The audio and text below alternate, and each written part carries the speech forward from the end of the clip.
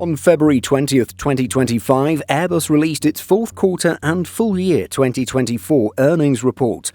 While the European plane makers certainly had a better year than Boeing, it had its own share of challenges during the past calendar year. So in today's video, let's take a look at Airbus's current financial state and the challenges it has had to endure. First off, we have to note that Airbus is more than just commercial passenger aircraft. The firm at its highest level also includes a helicopter division as well as a defense and space division. We'll do our best to make a distinction as we go through the report and list numbers. One other thing we should note is that all of the numbers listed are in euros. At the time of making this video, €1 equates to about $1.05 in US currency. So at its highest level, combining the revenues of all Airbus divisions, the company brought in €69.2 billion in 2024. This is up nearly $4 billion from 2023, as the previous year the company posted a revenue of $65.4 billion. Percentage-wise, Airbus's commercial aircraft division accounted for 72% of revenues, while helicopters was 11%. Airbus Defence and Space accounted for 17%. The company's adjusted EBIT, or earnings before interest and taxes, was €5.4 billion for 2024. This is actually down from 2023's EBIT of €5.8 billion. Adjusted EBIT is different from reported EBIT in that it includes various one-off charges. Without adjustments, Airbus Group earnings would have been higher in 2024 than 2023. However, the company took a few financial hits over the year. There are a few items, but the two most interesting ones are a charge of €121 million for its A400M military transport and a €40 million charge for the termination of Airbus Beluga transport. According to Reuters, the A400M aircraft has been hit by chronic delays, partial order cancellations by European launch nations, and slow exports. And as we've already covered over on our main channel, Airbus Beluga Transport was Airbus's attempt at a commercial oversized freight transport airline. Until its abrupt closure in early 2025, the airline was making use of the A300-based Beluga transports. Nonetheless, after factoring in various charges and then applying taxes, Airbus and all of its divisions posted a net income of €4.232 billion. Now, seeing as our channel is heavily focused on commercial aviation, let's stick to this Airbus division for the rest of the video. In 2024, Airbus's commercial aircraft division posted a revenue of €50.6 billion, which is up from about €47.8 billion in 2023. After factoring in expenses and adjustments, this division posted earnings of approximately €5.1 billion, up from €4.8 billion in 2023. This is an increase of 5.7%. Despite all the news around delays and supply chain issues, Airbus still managed to deliver more aircraft in 2024 than it did in 2023, 766 compared to 735, a modest increase of 4.2%. Divided by aircraft program or family, the A320 program accounted for 79% of deliveries, while the A220 was 10%, the A350 7%, and the A330 4%. This breakdown is rather unsurprising given how popular the A320neo family has become and how many assembly facilities Airbus has set up to support the output of these jets. So, all in all, it would appear that Airbus had a fairly good year in terms of financial performance.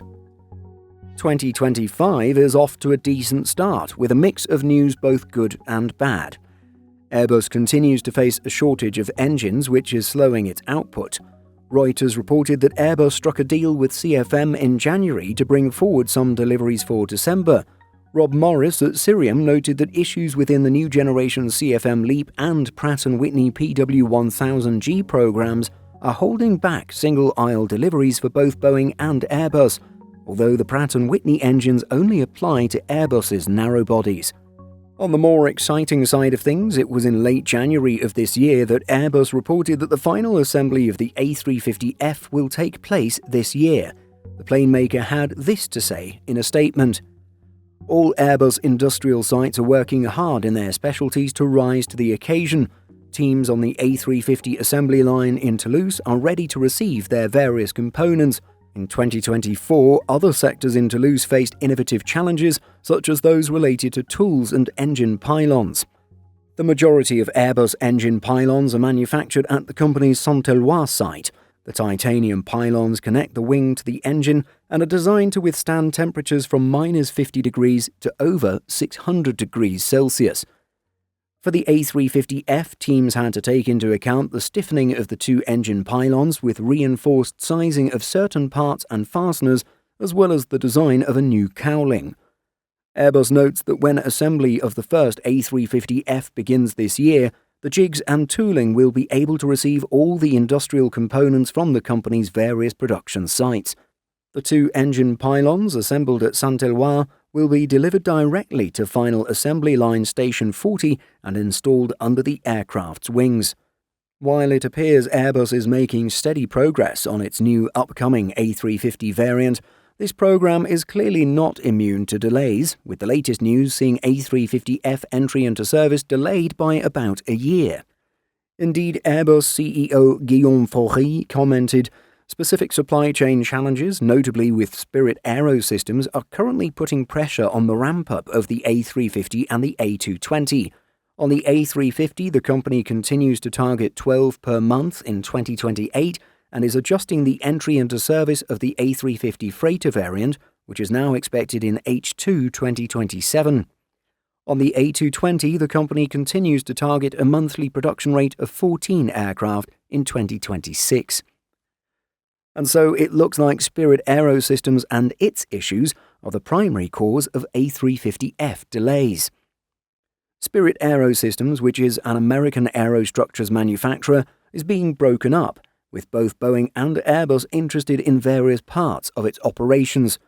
At the time of making this video, Airbus could sign a deal with Spirit AeroSystems in the next few weeks, according to a recent report. Airbus's Thomas Tupfer was quoted as saying, "We're making good progress. I think it would be realistic to expect that this will happen in the next weeks."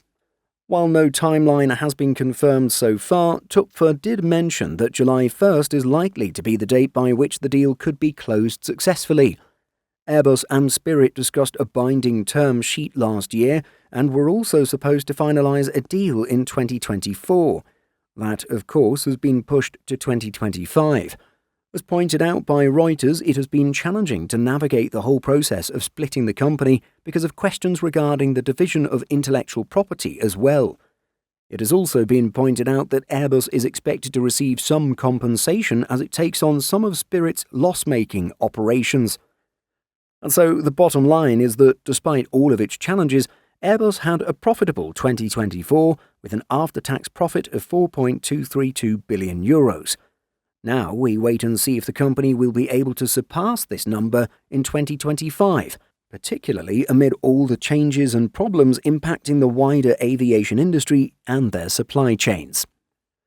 What are your thoughts on Airbus's financial performance and its 2025 outlook? Let us know by leaving a comment. Simple Flying publishes over 150 articles every week.